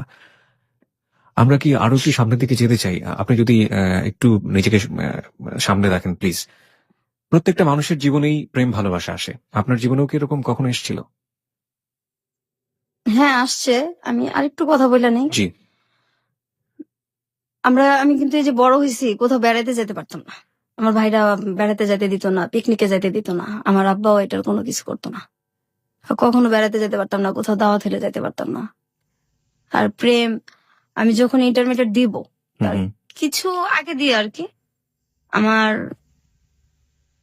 মানে প্রতিবেশী এক ছেলের সাথে আমার সম্পর্ক হয়। ওই প্রপোজাল দেয়, সম্পর্ক হয়। হওয়ার পরে আমি শুধু ঠিক করতেছি যে আমি ওকে আমার ফ্যামিলি সম্পর্কে বলবো। জি। তো যখনই বলি তখনই বলে তোমার ফ্যামিলি দিয়ে বা তোমার কোনো অতীত দিয়ে আমার দরকার নাই, আমার ওগুলি দিয়ে কোনো কিছু দরকার নেই। ও তখন অনার্সে পড়ে। আচ্ছা। তা আমি আমার ফ্যামিলিতে জানাবো। ও অনেক গরিব ছিল, হুম হুম। আমাদের ফ্যামিলির তুলনায়। এখন আমার ফ্যামিলির ভিতরে কি এটা তো আর ও জানে না, জি। বাইরে থেকে তো বড় লোকই। হুম হুম। ও সবসময় বলতো যে আমি তোমার সাথে কোর্ট ম্যারেজ করবো, তোমার ফ্যামিলিতে বললে তো আমাকে বিয়ে দিবে না। পরে আমি বলছি, না, আমি রাজি করাবো। তো আমার আমার কিছু কথা আছে, এটা তুমি শোনো, তারপর ভালো লাগলে সম্পর্ক আগায়। বলছে না, পরে। তো এই শুনে না যখনই বলতে চাই যে আমার একটু একটু টাচ দেই, কিন্তু ওই যে জিনিসগুলি, জি। ওগুলি সুযোগটা হয় না। আর আমিও বলার যে ইয়াটা মনের, ওইটাও আমি সঞ্চয় ওই তখন সাহসটাও পান না। পাই না। যে আমি তো একা, যদি ও চলে যায় তো আমি তো এরপরে তো একদমই একা হয়ে যাব। কত বছরের সম্পর্ক ছিল ওর সাথে? 2 বছর। ওকে। তারপর একটা সময় আমার তখন এই আমার আব্বা তো পড়াবেও না, বিয়েও দিবে না। তারপর ওরে আমি ওই সময়টায় ওর সাথে যখন আমার সম্পর্কটা প্রায় 2 বছর কাছাকাছি, ওরও অনার্স শেষ হয়ে আসছে, শেষ পরীক্ষা দিছে অনার্স। তখন ওকে আমি বলছি যে তোর সাথে কিছু কথা আছে, আজকে আমার কথা শুনতেই হবে। তাহলে ঠিক আছে, শুনবো। ওই সময় আমার একটা ভাই যে কোনো কারণবশত আর কি একটু জেলখানায় যায় আর কি। ওই ভাইটার আমরা কখনো দেখতে পাই না, ওই তো সেম ভাই, হুম হুম। আমার ওই ভাইরাই। ওইটা নিয়ে আমার কোনো মাথা ব্যথাও নাই, কিন্তু এটাও ও জানে আর কি, আমাদের একই এলাকায় যেহেতু ও জানে। জানার পরে তো আমি বলছি যে এই জিনিসটা নিয়েও কথা বলবো আর আমার ফ্যামিলি সম্পর্কে কথা বলবো। আর ও ঠিক করছে, ওর বাবা মাকে পাঠাবে আমাদের বাসায়। ফ্যামিলি সম্পর্কে কথা বলবেন মানে আপনি যে ভায়োলেন্সের শিকার হয়েছেন আপনার ভাইদের দ্বারা জি। লম্বা একটা সময়, এটা আপনি বলতে চাচ্ছিলেন এটা না? আমি বলতে চাইতেছি। কিন্তু আপনি সুযোগ পাচ্ছিলেন না। না, আমি সুযোগ পাইতেছি না, আর ও শুনতে চাইতেছে না। আর দেখা তো আমি 4 মাস 5 মাস পর পর করতাম, আচ্ছা এত আচ্ছা। তাড়াতাড়ি দেখা করতাম না। তারপর ওকে আমি একদিন, আর আমি দেখাও করতাম ওর সাথে, যে জায়গায় আমি বলতাম ওই জায়গায়। ওর ইচ্ছা মতো আমি দেখা করতাম না, কারণ আমি তো ছেলেদের বিশ্বাস করতেন? বিশ্বাসই করি না। আর ওর সাথে সম্পর্কটা আমার সহজে হয় না, অনেকদিনই লাগছে। তারপর ওকে আমি বলছি যে তুমি যে আমার কথা শোনো না, এখন আমি আমার একটা কথা বলবো, তারপর তুমি দেখো কি করবা। আর ওই সময় কিন্তু এই যে আমার অনেক বিয়ের প্রপোজাল আসতো, আমি শুধু ওর জন্য সব বাদ দিছি। অনেক ভালো ভালো ছেলের প্রপোজাল আসতো, হুম হুম। ওর জন্য সব বাদ দিছি। আমার ভাবিকে দিয়ে আমি বললেই রাখছি আমার ভাবিকে যে আমি এরকম একটা ছেলের পছন্দ করি। আমার ভাবিকে দেখাইছি, আমার ছোট বোনকে দেখাইছি, আমার 2 ভাবিকেই দেখাইছি। তারপর আমার বড় ভাবি মেয়ে দেখছে বেশি, বলছে না অসুবিধা নাই, শিক্ষিত আছে, গরিব দেখে কি হইছে, আমরা একটা কিছু করে দেবো না। আর এভাবে আপনি কতদিন বাঁচবেন, এভাবে তো বাঁচা যায় না, বের তো হইতে হবে। হুম হুম। তারপর ওকে আমি বলছি, বলার পরে ও হঠাৎ করে আমাকে বলতেছে যে বলছেন মানে কি আপনি আপনার আমার যে লাইফে যে আমার ভাইদের দ্বারা যে আমরা নির্যাতিত হয়েছি আর কি, এই জিনিসটাই মেন আমার বলার। নির্যাতিত শব্দটা আসলে এখানে যায় না, এর চেয়ে বড় কিছু বলা উচিত। আমরা ঠিক জানি না শব্দটা আসলে কি হবে। ওকে, আপনি রেপের ঘটনাগুলো আপনি তাকে খুলে বলছেন। হ্যাঁ, আমি এবং এগুলি আপনার সব বলছি। এবং আপনার সহ আপনার বোনেরও ব্যাপারটা ওকে বলেছেন। পুরো ফ্যামিলিটা সম্পর্কে আমি ওরা টাচ দিছি যে বাইরে থেকে তো তুমি দেখো, এই তো বিয়ে হইলে কিন্তু আমার এটা না বললে তোমার এখনই আমি বলি, যাতে আমি তো এটা কখনো না কখন বলবোই, তোমার কাছে তো এটা আমি গোপন রাখবো না, যার সাথে আমার বিয়ে হোক। তো এই হইলো। হুম। তা আমি যে ওর জন্য যে ছেলেগুলিকে মানে বিয়ে করি নাই, হুম। যখন আমার বিয়ের প্রপোজাল আসছে এটাও জানে, এবং ও দু একটাকে দেখছো।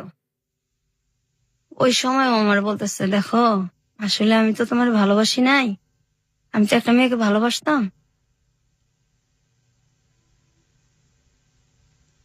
ওই মেয়েটাকে ভোলার জন্য আমি তোমার সাথে সম্পর্ক করছি। এই ঘটনাগুলো জানার পর জানার সাথে সাথে আমার এই কথাটা বলছে। আমার তো পায়ের নিচের মাটি তখন নাই। তারপর আমি অনেকটা অ্যাবনর্মালের মতো হয়ে গেছিলাম। 20 দিন 15 দিন পরপর মাথা আঁচড়াতাম, একদম একা হয়ে গেছি। কোথাও কেউ নিত না, বা মনটা ফ্রেশ করার জন্য কেউ নিত না। তারপর হঠাৎ করে আমার এখন যার সাথে বিয়ে হয়েছে আর কি, এর অনেক বছর পরেই, প্রায় 5-6 বছর পরে, 7-8 বছর পরে, আমি মানে এই যে আমি কষ্টটা করলাম, আমার আব্বা আমাকে আর পড়ায়ও না, আমি তো তখন ইন্টার এক সাবজেক্ট খারাপ করে আর দেওয়া হইলো না, আর ওর সাথে এটা হইলো। তাহলে প্রায় 1 বছরের মতো আমি একদম চুপচাপ। আমার মানে আমি কি করব, কোথায় যাব, মানে কষ্ট আর সহ্যই করতে পারতেছিলাম না। আবার ছেলেটা এরকম করছে আমার সাথে। ও কি পরে বিয়ে করে ফেলে সঙ্গে সঙ্গে? না, আর অনেক পরে করে। আর পরে যোগাযোগ করেনি আপনার সাথে? না, কখনোই না। এবং আপনার ভাইরা যে এই আপনি যখন খুলে বললেন যে আপনার ভাইরা আপনাকে এই ধরনের আচরণ করেছে আপনার সঙ্গে, ওর এই ব্যাপার নিয়ে আর কোনো কথাই বলেনি? কোনো কিছু কোনো জিজ্ঞেস- কথাই বলে না। ও বলছে আমি আসলে একটা মেয়েকে ভালোবাসতাম, ওকে ভোলার জন্য আমি তোমার সাথে সম্পর্ক করছি। এর পরের ঘটনাগুলো আমরা জানবো শ্রোতা যারা শুনছেন। এবং আজকে বিথির বর আমাদের সাথে উপস্থিত আছেন। বিথির বরের কাছেও আমাদের কিছু প্রশ্ন আছে, আমরা সেই প্রশ্নগুলো উত্তর তার কাছ থেকে খোঁজার চেষ্টা করবো। তবে তার আগে সংবাদের বিরতি আছে, সংবাদের পরপরই ফিরে আসছি। খুব ছোট্ট একটা বিরতি। আর একবার মনে করে দিচ্ছি, আপনি শুনছেন hello 8920 ABC radio FM 89.2। Kibria আপনার সঙ্গে আছে, আশা করছি সাথে থাকবেন। ABC radio 89.2। হ্যালো 8920 আরো একবার স্বাগত। 1:04 হচ্ছে সময়। কিবরিয়া আপনার সঙ্গে আছে, আর আপনি শুনছেন আপনার প্রিয় স্টেশন এবিসি রেডিও FM 89.2। এই হ্যালো 8920 হচ্ছে আপনার গল্প বলার প্ল্যাটফর্ম, আমরা বলি এটাকে। এবং আপনি আপনার জীবনের গল্প এখানে বলতে পারেন। এখানে আমরা কোনো কাকতালীয় অধিভৌতিক কোনো গল্প বলি না, এবং আপনি আপনার জীবনে যেটা ঘটে গেছে সেই গল্পগুলো এখানে বলবেন। এবং সেই গল্প থেকে যারা আমাদেরকে শুনছেন, লাখো লাখো শ্রোতা, তারা বিভিন্ন শিক্ষা নিয়ে থাকেন। আজকের গল্প থেকে আমরা কি শিক্ষা নেব? প্রত্যেকটা মানুষেরই আসলে এখানে ব্যক্তিগত একদমই আপেক্ষিক একটা ব্যাপার যে আসলে কি শিক্ষা নেব। তো আমি একটা শিক্ষা ব্যক্তিগতভাবে নিয়েছি এবং নিব, সেটা অনুষ্ঠানের শেষের দিকে বলবো। আর একইভাবে বিথি আজকে আমাদের সাথে আছেন। ছদ্মনাম বলছি, তার আসল নামটা বলা সম্ভব হচ্ছে না আমাদের পক্ষে, এবং আসল জায়গাটাও বলা সম্ভব হচ্ছে না। সে কি শিক্ষা নিয়েছে তার ছেলে মেয়েদের ক্ষেত্রে, সেটাও আমরা জিজ্ঞেস করব। আর এই ফাঁকে আপনাকে আরো একবার একটু মনে করিয়ে দিতে চাই, আমাদের অনুষ্ঠানে আপনি অংশগ্রহণ করতে পারেন। 24 ঘন্টা একটি নাম্বার খোলা রয়েছে আপনার জন্য, 91156668। আবারও বলছি 91156668। এই নম্বরে ফোন করে আপনি আপনার নাম এবং আপনি আপনার সেল নাম্বারটি ধীরে স্পষ্ট করে দিয়ে আপনি যা বলতে চান বলবেন। যে কোনো ধরনের প্রতিক্রিয়া হতে পারে, যে কোনো ধরনের কথা হতে পারে, কিংবা আপনি যদি এখানে অতিথি হয়ে আসতে চান, কি গল্প বলতে চান আপনার জীবনে, সেটা বলতে পারেন এবং আপনার সাথে আমরা যোগাযোগ করবো। হতে পারে আগামী সপ্তাহে আপনি এখানে আমাদের অতিথি হয়ে আসবেন। এছাড়া ফেসবুকে আমাদের অতিথিদের সাথে যোগাযোগ করতে, অতিথিদের যে কোনো ধরনের সাহায্য করতে, অতিথি প্রোগ্রাম সম্পর্কে অনুভূতি জানাতে, যে কোনো মন্তব্য করতে, আপনি ফেসবুকে একটি পেজ রয়েছে হ্যালো 8920, সেটাতে আপনি যোগ দিতে পারেন। আপনাকে যেভাবে খোঁজ করতে হবে, RJ Kibria, RJ space KEBRIA, not KIB, ঠিক আছে? RJ স্পেস KEBRIA, ওখানে আপনি জয়েন করতে পারেন এবং আপনার যা প্রতিক্রিয়া আছে আপনি সেটা জানাতে পারেন। এখন পর্যন্ত আমরা যেসব প্রতিক্রিয়া পেয়েছি, মানে হঠাৎ করে যদি বলা হয় যে পৃথিবীটা ধ্বংস হয়ে গিয়েছে, এবং তারপরও মানুষ অবাক হবে না, এত বেশি অবাক হচ্ছে। এবং আমিও ঠিক এতটাই অবাক হয়েছিলাম যখন আমি বিথিকে ফোন করেছিলাম, বলেছিলাম যে আপনি আসলে কি বলতে চেয়েছিলেন, আপনি একটু বলেন। আমি স্পিচলেস, যেটাকে বলে, আসলে বাকরুদ্ধ হয়ে গিয়েছিলাম। আমরা ঘটনার এখনো শেষের দিকে না, আমরা একটু সামনের দিকে এগোতে চাই। বিথি, সেই ছেলেটা তো আপনার জীবন থেকে চলে গেল, তার 4-5 বছর পরে আপনি বিয়ে করলেন। জি যাকে বিয়ে করলেন সে আমাদের সাথে রয়েছে এই মুহূর্তে, আপনার বর। এটাও কি আপনার লাভ ম্যারেজ ছিল? না, এই বিয়েটা হলো কিভাবে? বিয়েটা হলো যে আমি আমাদের মানে ও হচ্ছে আমার দুঃসম্পর্কের আর কি এক আত্মীয়র ছেলে, এক দুঃসম্পর্কের এক খালার ছেলে আর কি। তো আমরা যখন ওদের সাথে আমাদের কোনো সম্পর্কই নাই, আচ্ছা। যেন খুব ছোট, 5 এ 6 এ পড়ি, তখন সম্ভবত ওদের ওদের বাড়িতে আর কি সম্ভবত না একবার গেছি আমি আর আমার মানে বড় ভাইয়ের মেয়ে। তখন আমার আমার বড় ভাই তো খুব ছোটবেলা বিয়ে করে ফেলছিল, ওটা বলা হয় নাই। তো ওর মেয়েটা আর আমাদের কিন্তু মানে বয়সের বেশি পার্থক্য না। আচ্ছা। তারপর যাই হোক ওই ভাস্তিটা আর আমি, আমার ভাস্তিটা তখন খুব ছোট, মানে ও কোলেই নেই এরকম আর কি। ওরা নিয়ে গেছি, যাওয়ার পর তো ওই সময় ও সম্ভবত 9 এ পড়ে, 9 এ কি 8 এ পড়ে। ওই সময় গেছি, যার পর এই আর কখনো যাওয়া আসা দেখা হয়নি। সাক্ষাৎ হয়? না না, ওরাও কখনো আসে নাই, আমরাও কখনো যাই নাই। হুম হুম। তো ও নাকি ওই সময় দেখে আমাকে ভাল লাগছে, ওই 9 এ পড়া অবস্থায় আর কি, ওইটা সে মনে রাখছে আর কি। তো এর মধ্যে হয় কি, আমি মানে আমাদের গ্রামে যাই একদিন বেড়াতে, যাওয়ার পর আমার যে মানে চাচাতো মামা, ওটা সম্পর্কে ওরও মামা হয়। তো ওই মামা আমাকে আর কি বলতেছে যে তোমাকে উমুক আর কি আত্মীয়র ওই মানে ওর পরিচয়টা দিছে। আমি তো চিনি না, কারণ আমি ছোটবেলা একবার গেছি। জি।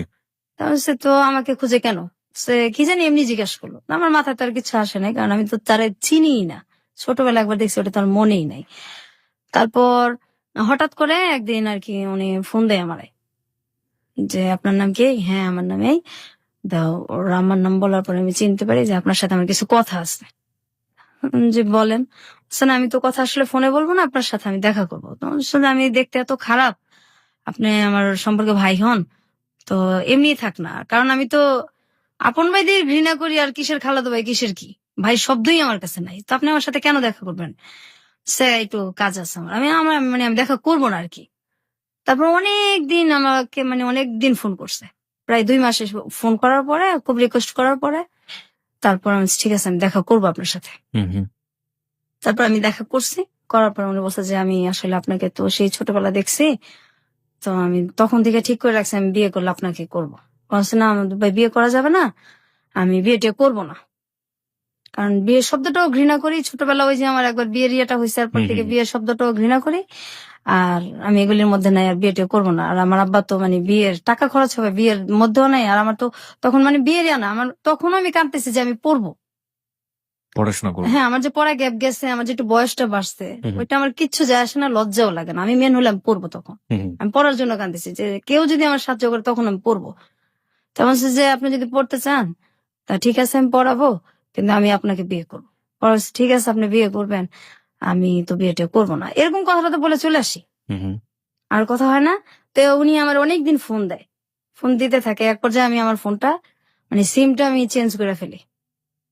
তা আমার ওই মামা তো আমার মানে আমার গ্রামে আমার ওই মামা আমার ফোন নাম্বার গুলি তো সবসময় নিত, ওনার সাথে আমার সবসময় কথা হতো। ওনার আমি বলছি যে আপনি ওনাকে কিন্তু কখনো আমার নাম্বারটা দিবেন না। জি। তখন আমার ওই মামা ওরে কি করে, আমার মামার আবার ও খুব ইয়ে করে বলে বোঝায়, তারপর ফোন নাম্বারটা দেয়। দেওয়ার পরে ও বলতেছে, খুব কান্নাকাটি করছে, আপনি ফোন চেঞ্জ মানে সিমটা চেঞ্জ করলেন, আমার তো আপনার সাথে কথা ছিল, আপনি এরকম করেন না। পরে আমি বলছি, দেখেন আমি ভাই বিয়ে করবো না। অনেক রিকোয়েস্টের পরে তখন আমি বলছি যে আমি এরকম একটা মেয়ে, আমি আপনার বিয়ের যোগ্য না। তো বলছে আমি আপনার যোগ্য না, কারণ আমাদের দিক থেকে আর্থিক অবস্থায় ওরা মোটামুটি একটু কম আর কি, আর আমি যে ধরনের ছেলে পছন্দ করি আপনি সেটার মধ্যেও পড়েন না, আমি বিয়ে করবো না। আমি বিয়ে যদি করি আমার যেমন পছন্দ এমন করবো না, আমি করবো না। আবার এদিক দিয়ে মানে খুব চিন্তা করতেছি যে যদি সে আমার সত্যি পছন্দই করে, বিয়ে করতেই চায়, তাহলে আমার এটা শোনার পরে যদি সে ভাল লাগে তাহলে আমি চিন্তা করে দেখবো। আচ্ছা। কারণ আমিও এইভাবে আর বাঁচতে পারতেছিলাম না, আমার আর এইভাবে বাঁচা সম্ভব না। আমি এর মাঝে একবার এন্ডিল 2 বার মুখে নিয়ে আমি ফালাই দিছি, একবার ছোটবেলা আবার বড় হইয়া। আত্মহত্যা করতে গিয়েছিলেন? তারপর আমি মাঝখানে আমি কিন্তু নেশাও করতাম, এটাও আমার বলা হয় নাই। আচ্ছা, কি নিতেন আপনি? আমি ফেন্সিডিল খাইতাম আমার এক বান্ধবীর সাথে, প্যাথেডিনও নিতাম। প্যাথেডিন পেতেন কোথায়? আমার ওই বান্ধবী নিয়ে আসতো। এগুলো নিতেন কেন? ভাল লাগতো না, বাসায় ভাল লাগতো না থাকতে। আচ্ছা। ও বলতো যে এগুলি নিলে এগুলি খাইলে কষ্ট ভোলা যায়, তো ওর সাথে এটা আমার বলা হয় না কথা প্রসঙ্গে, আমি বলতেও চাই না এই জিনিসটা এখন। না ঠিক আছে, পরিষ্কার হোক, সবকিছু পরিষ্কার হোক। হ্যাঁ। তারপর আমি যে এই যে বান্ধবীর সাথে যখন ঘুরতে যেতাম, আমি তো চাইতাম না আমার বাসায় আসতাম, আমার ইচ্ছা করতাম রাস্তায় পড়ে থাকি। আমার বাসাটা আমার দোজকের চাইতেও খারাপ লাগতো, রাস্তায় পড়ে থাকি, আমার বাসায় ভালো লাগতো না। তো এই জিনিসগুলি আমি ওনার সব বলছি ফোনেই, এবং আপনি এই যে রেপের কাহিনী সব বলছি ওনাকে। আমি আমার কিছু বাকি রাখি আর কি, আমার ফ্যামিলির, আমার যে একটা প্রেম করছি সব বলছি। বলার পরে উনি হাসছে, বিশ্বাস করে নাই। বুঝছো না, এগুলি কি মানে তুমি হয় না? আমাকে বিয়ে করতে চাও না সেজন্য এগুলো হ্যাঁ, করছো। তুমি আসলে রাজি না তো, এই জন্য এরকম করো। তোমার এগুলি কিছু আমার যায় আসে না, আমি তোমার বিয়ে করবো। বলছি না, এগুলি সব সত্যি। তারপর যখন আমি খুব কান্নাকাটি করছি, তখন উনি আর কি বিশ্বাস করছে এক পর্যায়ে। করার পরে বলছে যে এগুলি আমার কোনো কিছু যায় আসে না, আমার তোমার ভালো লাগছে, আমি বিয়ে করবো, বাস করবো। তা আমার বাড়ির কেউ রাজি না। আমি বাসায় এটা জানাইছি ব্যাপারটা, আমার বাসায় কেউ রাজি না। আমার ভাবি, দুই ভাবি, আমার দুই ভাবি তো আমার মানে আমার মায়ের ভালোবাসা আমার দুই ভাবির কাছ থেকে আমরা পাইছি। মা আচ্ছা। বলতে আমার ওই দুই ভাবি। অনেক যদি রাগারাগিও করি, মানুষ তো বাবা মাকে এটা মানে বাবা মায়ের সাথে বুঝায়। জি। তা আমার ভাবিদের সাথে রাগারাগি করলেও তারা কখনো আমাদের সাথে রাগ করে থাকে না। আমার দুই ভাবি আমাদের রাগ কষ্ট সব বুঝে, এবং বুকে আবার তুইলেই নেয়, ভাবিরেই নেয়। তারপর আমার ভাবিদেরকে আমি বুঝাইছি যে এইভাবে কতদিন আমি বাঁচবো, আমার এইভাবে বাঁচাও সম্ভব না। এই ছেলেটা এরকম, সবাই বলতেছে যে ছেলেটা পড়াশোনা বেশি করে নাই, আবার আমাদের সাথে আর্থিক দিক দিয়েও যায় না, এটা কিভাবে হইব। দেখেন এইভাবে আমি তো আর থাকবো না। আর ওর ছেলেটা আমার এত মানে চাইতেছে, তো কেউ রাজি না, কাউরে মানে আমি বাসার কনভিন্স করতে পারতেছিলাম না। তারপর এক পর্যায়ে ও আমার কিভাবে জানি আমার বড় বোনের হাজবেন্ডের ফোন নাম্বার নেয়, নিয়ে ওনার সাথে মানে খুব যোগাযোগ করার পরে উনি আমার আব্বাকে আর কি খুব রিকোয়েস্ট করে। উনি ওর সাথে দেখা করছে, কথা বলছে, বলছে যে ছেলেটা যেমনই হোক, ছেলেটা ভালো, আপনি দিয়ে দেন, বিয়ে দিয়ে দেন। আর এদিকে আমিও আমার মানে বাসায় বলছি। তারপরে এক পর্যায়ে বিয়েটা হয়। তো বিয়ে হওয়ার পরেও মানে আমি ওদের বাসায় অনেক কষ্টে ছিলাম, এখন তো একটু আলাদা হয়েছে। ওর মা আর বোনের, ওর বাবা নাই। আচ্ছা, আমি এই প্রসঙ্গে আসতে চাই। আমি একটু আপনার বরের কাছে যেতে চাই। আপনি অনেকক্ষণ ধরে বসে শুনছেন এবং মাঝে মাঝে চোখ মুছছিলেন ওর, আপনার ওয়াইফ যখন কাঁদছিল। আপনি যে এই যে ওর ব্যাপারগুলো জানলেন এবং জানার পরেও আপনি ওকে বিয়ে করেছেন। জি। সাধারণত এরকম হয় না, যেমন যাকে সে 2 বছর ধরে লাভ করেছে এবং সেই ছেলেটাও জীবন থেকে চলে গেছে এটা শোনার পরে, এবং কোনো প্রশ্নও করে নাই যে আসলে কি, জাস্ট কেটে পড়ার জন্য সে বলেছে অন্য একটা ছেলেকে মেয়ে লাভ করে সে। তো আপনি কেন তাকে বিয়ে করলেন? আমি করলাম তার কারণ হচ্ছে আমি আসলে তাকে ভালোবাসি। ছোটবেলা থেকে দেখছিলাম একবার, তারপর থেকে আমার মনের মধ্যে ওর জন্য একটা জায়গায় তৈরি হয়েছে। তো যে কথাগুলো ও আপনাকে বলছে, আপনি যখন মানে প্রথম যখন ও কথাগুলো আমাকে বলছে, আমি তো বিশ্বাস করতে পারিনি। এটা বিশ্বাস করার কথা না, জি। কারণ বাবা মা এরকম হয় বা ভাইরা এরকম করতে পারে, এটা তো ভাবাই যায় না। আমি প্রথমে শুনে তো প্রথমে এটা আমি ওইভাবে নেই না, আমি প্রথম বুঝতে পারছি যে ও আমাকে পছন্দ করে না, বিয়ে করতে চাচ্ছে না, এই জন্য হয়তো আমাকে মিথ্যা কথা বলতেছে। যখন এক পর্যায়ে ও খুব কান্নাকাটি করলো, সত্যি কথাগুলো মানে বুঝাইতে পারলো, তখন আমি তো মানে নিজেই হতভম্ব হয়ে গেছি, এটা কি করে হয়, আপন ভাই। এগুলি তো আমি পরে বললাম যে দেখো ভাই, ওইটা একটা একটা অ্যাক্সিডেন্ট বা একটা দুঃস্বপ্ন মনে করতে পারো তুমি, ওইটা নিয়ে আমার কোনো মাথা ব্যথা নেই, কারণ এখানে তোমার কোনো দোষ ছিল না, তুমি পরিস্থিতি শিকার। ওইটা আমার কিছু যায় আসে না, আমি তোমাকে ভালোবাসি, যে কোনো কিছু বিনিময়ে তোমাকে চাই। ওই ভাইদের মুখোমুখি যখন আপনি হন, আপনার ফিলিংসটা কি হয়? সে তো আপনাকে বলে বোঝাতে পারবো না। যদি আল্লাহ তাআলা আমাকে ক্ষমতা দিত, এই বিচার মনে হয় আমি নিজে হাতেই করতাম। আচ্ছা বিধি, আপনার কাছে একটু আসি। আপনি এখন আপনার সেই বাপের বাড়িতেই আছেন এবং আপনি নিচতলায় থাকেন সম্ভবত, রাইট? হ্যাঁ, এটা আমি এই যে কয়েক মাস আগে আসছি, আমি তো অসুস্থ। কেন আসছেন? আসছি, আমি খুব অসুস্থ থাকি। আমার মানে ওই যে আমার শরীরের যে থাইরক্স, এটা সম্পূর্ণ শুকিয়ে গেছে। টেনশনে আমার ডায়াবেটিস হয়েছে, আবার হাই প্রেশার হয়েছে, এত অল্প বয়সে সব টেনশনের কারণেই হয়েছে। তো মাঝে মাঝে এত অসুস্থ হয়ে পড়ি যে আমি মানে রান্না বান্নাও করতে পারি না, এরকম অবস্থা হয়। তো কাছে থাকলে আমার 2টা ভাবি আছে, ওনারা খুব ভালোবাসে, ওনারা আমাকে দেখে। আপনারা যে বাসাতে থাকেন সেখানে কি আপনাদেরকে ফুল ফ্যাসিলিটি, মানে যে সুযোগ সুবিধাগুলো দেওয়া হয়, মানে আপনার শ্বশুর কি দেয় সুযোগ সুবিধাগুলো? না না, না, না। সুবিধাগুলি কোনো আমার ভাইদেরকে যেভাবে দেখতো আগে হুম। থেকে, ওইভাবেই দেখে। হুম। আর আমি তো এই বাসাটা যে ভাড়া নিছি, আমাকে ভাড়াও দিবেন আমার বাবা। মানে আপনাকে ভাড়া দিতে হয় নিজের বাড়ি? অবশ্যই। আমার ভাইরা থাকে 2 ফ্ল্যাট নিয়ে, ভাইরা 2টাও থাকে। তারা কারেন্টের বিলও দেয় না, বা ভাড়া তো প্রশ্নই আসে না, যেখানে বিলটাই তাদের কাছ থেকে নেওয়া হয় না। কিন্তু আমার কাছ থেকে সবই নেওয়া হয়, এবং আমি যে ভাড়াটা নিচ্ছি এটা অনেক রিকোয়েস্ট করে নিচ্ছি। আমার আব্বা আমাকে এখানে ভাড়াও দিবে না, আমি খুব রিকোয়েস্ট করে, খুব কান্নাকাটি করে তারপর ভাড়াটা নিচ্ছি, আমাকে দিবে না এখানে ভাড়া। আর আমার ভাইরা তো বলছে অনেক আগে যে আমি একদিন বলছিলাম যে ওদেরকে দিলে আমাদেরকে দিবেন না, এখন তো আমরা বড় হয়েছি, এত কষ্ট এখনো দেন, আপনিও তো একসময় মারা যাবেন। আমার ভাইরা বলছে যে এই চোখ 2টা উঠায় ফেলবো আর তাই না ছাদের মধ্যে রোদ্রে দিয়ে রাখবো, এই বাসার তুই কে, কোনো কথা বলতে পারবি না এই বাসায়, আর এই বাসার তোরে আর মানে আর আমার ছোট বোনটারে কিছু দেওয়া হইব না, কে তোরা, কে এই বাসার। আমার আব্বার সামনেই বলছে। আরে আমার আব্বার সামনে এটা তো নতুন কিছু না, আগে থেকে তো এর চেয়ে তো অনেক কিছুই হয়েছে। আপনি এখন আগের চেয়ে অনেক স্বাবলম্বী বলতে পারি, কারণ আপনার হাজবেন্ড আছে যে সবকিছু জানে, আপনাকে লাভ করে, হ্যাঁ, আপনার হাজবেন্ড রোজগার করে, তার রোজগারের পাশে আপনাদের সংসার চলে, সুতরাং আপনি আপনার বাবার উপর ডিপেন্ডেন্ট না। অবশ্যই। এখন যদি আপনাকে বলা হয় যে আপনি আইনের দ্বারস্থ হন এবং আইনের দ্বারস্থ হয়ে আপনার যে অধিকার সেটা আপনি আদায় করে নেন, আপনি সেটা করবেন? না, আমি করতে পারবো না, কারণ তাহলে আমার যে ভাইরা এই সমস্ত কাজগুলি করছে তারা মোটামুটি ভালো ফর্মে আছে, তো আমার হাজবেন্ডকে হয় মারে ফেলবে, না হয় আমাকে মারে ফেলবে। আমি থাকতে পারবো না, বাঁচতেও পারবো না। এবং আমি যে এখানে আসছি এটা যদি জানাজানি হয় তাহলে যে আমার কি হবে আমি চিন্তাই করতে পারি না। এই রিস্কটা আপনি কেন নিলেন? আপনি কেন এত বড় জানার পরেও আপনি কেন রেডিওতে এসে লাখ লাখ মানুষের সামনে আপনি আপনার জীবনের কাহিনী বললেন? আমি মেন আসছি আমার ছোট বোনটার জন্য, যে আসলে একসাথে বড় হয়েছি, ওর কথাগুলি রেজিস্টার না আনলে আমারটাও চলে আসে, এই কারণে হয়তো আমার গুলিও বলা হয়ে গেছে। আমার ছোট বোনটার জন্য আসছি, আমার ছোট বোনটার জন্য আমি অনেক জায়গায় গেছি, ওর চিকিৎসাটা হোক। ও যে মানুষ এটা তো ভুলেই গেছে, যে ও যে মানুষ, ওর যে বাঁচার অধিকার আছে, ও তো মানুষ। তো ওর জন্য মানে যদি কেউ ওর চিকিৎসার জন্য সাহায্য করে, বা ওর যে কষ্টটা, আমার যে কষ্টটা, এটা মানুষ জানো। আর আপনি যেভাবে মানুষের ধৈর্য সহকারে যে কথাগুলি শোনেন, আমি তো আমার হাজবেন্ড ছাড়া কাউকে এগুলি বলতে পারি নাই, আর আমার ভাবিরা ছাড়া। তো আপনার কথা শুনে আমার খুব ভালো লাগছে। আমি চিন্তাও করি নাই যে আমি মানে কেন যাব, কি করব, আমার ভালো লাগছে, আমি চলে আসছি। কিন্তু যখন আমি জানিয়েছি যে আমি আসবো, তখন আমি চিন্তা করছি যে দিলাম আমি কথা বলতে পারবো, আর বলার পর আমার কি হবে, এই চিন্তাটা আমি পরে করছি। তো এখন আমি আমার মেন আমার বোনটার জন্য আসছি। আর আমার মানে মানুষ তো সবাই প্রেমের কথা বলে, যে পরিবারে যে কি মানুষ যে কি কষ্ট নিয়ে বাইচে আছি, আমরা এখনো বাঁচতেছি। আমি এখনো কিবরিয়া ভাই ঘুমাইতে পারি না, এত বড় হয়েছি। দিনের বেলা আমার হাজবেন্ডকে জিজ্ঞাসা করেন, কখনো ঘুমাই না, রাত্রেও আমি 4টা পর্যন্ত প্রত্যেকদিন সজাগ থাকি, 4টা 3:30। আমার মানে কোনো শব্দ পড়লেই মনে হয় আমার ভাই বোধহয় আসলো, এই বোধহয় আমার গায়ে হাত দিল। আমি এখনো ঘুমাইতে পারি না, আমি এখনো ঘুমাই না। আমি ক্লাস 7 এর পরের থেকে আমি কোনোদিন দিনে ঘুমাই নাই, রাত্রেও আমি ঘুমাই না। রাত্রে আমার 2:30 3টা, আর আমার বোন তো ঘুমাই না। আমার বোন সারা রাত বসে থাকে, সারা রাত কান্নাকাটি করে। এই যে এত নামাজ চেষ্টা করি পড়তে, আল্লাহর কাছে এত কান্নাকাটি করি যে কত মানুষের বিচার হয়, এদেরও বিচার হয় না, আমার বোনটারও লাইফটা চেঞ্জ হয় না। আমি আমার বোনটার আমার কষ্টটা, সবাই প্রেমের কথাই বলে, আসলে যে বাবা মা যে কত নির্মম হয়, ভাইরা কত নির্মম হয়, আমি শুধু এইটাই বলার জন্য এখানে আসা। আর আমার বোনটা যে অসুস্থ, কেউ যদি সহযোগিতা করে আমার বোনটার জীবন হয়তো চেঞ্জ হইতেও পারে। আজকের এই গল্প শুনে আমাদের শ্রোতারা কি শিখবে সেটা একেবারেই তাদের ব্যক্তিগত ব্যাপার। তবে একটা প্রশ্ন আপনার কাছে আমার আছে, এবং সেই প্রশ্নের উত্তরটা আপনার কাছে আসলে আমার মনে হয় সেটা তাদের জন্য অনেকখানি সহজ হয়ে যাবে ব্যাপারটা, শেখার ব্যাপারটা।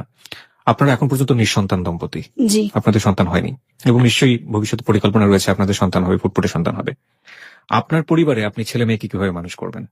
আসলে আমরা তো বাচ্চা নিতেছি না, আমি অসুস্থ বিধায় হুম। খুব অসুস্থ থাকি। আর আমার থাইরক্সের সমস্যা আছে যেহেতু, এই কারণে আবার ডায়াবেটিক্স আছে। আমি তো নিজেই অসুস্থ, বাচ্চাটা আমি কিভাবে পালবো, আমার মা নাই। তো তারপরে বাচ্চাটা নেওয়া যায়, আমি নিতেছি না, অসুস্থ। আর যখন আমি আরেকটু সুস্থ হব, তখন যদি বাচ্চা নেই, আমার বাচ্চা আমি তো এভাবে মানুষ করবো না। আমি আমার আর্থিক অবস্থা যেমনই থাকুক, কিন্তু আমার বাচ্চাকে আমি বুঝতে দিব না যে ভালোবাসার অভাব। এটা তো একটা দিক। একটা একটা হচ্ছে দিক। ধরুন আপনার পরিবারে একটা ছেলে থাকলো এবং একটা মেয়ে, একদম সমান ভাবে দেখবো। আর আমার ছেলে এরকম ভাবে আমি বড় করবো, সে যে কুদৃষ্টিতে তাকাবে এর প্রশ্নই আসে না। আর যদি সে করে এরকম, তার ক্যারেক্টার যদি আর এরকম হয়, আমি বাড়ি থেকে বের করে দিব। This track was downloaded from FusionBD.com. আমি একদম বাড়ি থেকে বের করে দিব, তার কোনো পরিচয় আমি কখনো দিব না। গল্পটা এখানেই শেষ। আপনাদের দুজনকে অনেক অনেক ধন্যবাদ। আপনাকেও ধন্যবাদ। আমি শুধু একটা জিনিস এখানে মেসেজটা দিতে চেয়েছিলাম, যে আসলে কি করা উচিত। যারা অন্যায় করে, যারা অন্যায় করবে, তা সে যেই হোক না কেন, নিজের সম্পর্কের হোক বা যেই হোক না কেন, অন্যায়ের বিচারটা যেন সেখান থেকে হয়। আমার মনে হয় লাস্টে বিথি যে কথাটা বলেছে সেটাই আসলে হওয়া উচিত ছিল, এবং হলে হয়তো এই ধরনের ঘটনার জন্ম হতো না। বিথি তার পরিবার থেকে বাইরে এসে বিভিন্ন জনের সাথে মিশেছে, এবং যে কারণে সে আজকে স্বাভাবিকভাবে এখানে এসে গল্পগুলো বলতে পেরেছে। কিন্তু বিথির যে বোনটি এসে আমাদের এখানে গল্প বলতে পারেনি, সে হচ্ছে রিয়েল ভিক্টিমাইজ, আমরা যেটাকে বলি, যে এত বড় সাইকোলজিক্যাল পেশেন্ট হয়ে গিয়েছে, এবং যার সুস্থতার জন্য আসলে আমাদের যদি কিছু করার থাকে, নিশ্চয়ই আমরা সেই চেষ্টাটা যেন করি আমাদের শ্রোতাদেরকে।